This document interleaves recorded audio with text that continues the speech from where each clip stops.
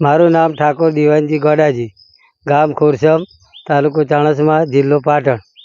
હું પ્રાકૃતિક ખેતી 2015થી ચાલુ કરેલી છે. પણ પહેલાં સજીવ ખેતી હતી, ઓર્ગેનિક ખેતી એવું લોકો કહેતા.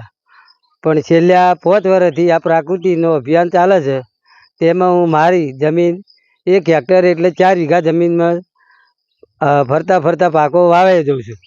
જેમ કે ઘઉં વાવું છું, રાયડો વાવું છું, બીટી કપા વાવું છું અને જેઠા પાડે પણ વૃક્ષો વાવેતર કરેલે છે.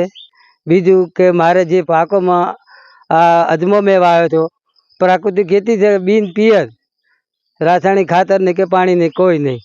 અને મારે 1.5 વીઘાનો 13 મણ અજમો મેં વેચ્યો હારીજ બજારમાં અને 1971 રૂપિયા ભાવ આવ્યો છે.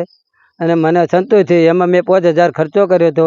ચોખ્ખા મને 20000 રૂપિયા મળેલ છે. હું વર્ષોથી 2 વીઘા બીટી કપા વાવું છું અને મને 25 થી 30 હજાર રૂપિયાનું એનું કિંમત વેચાણ થાય છે.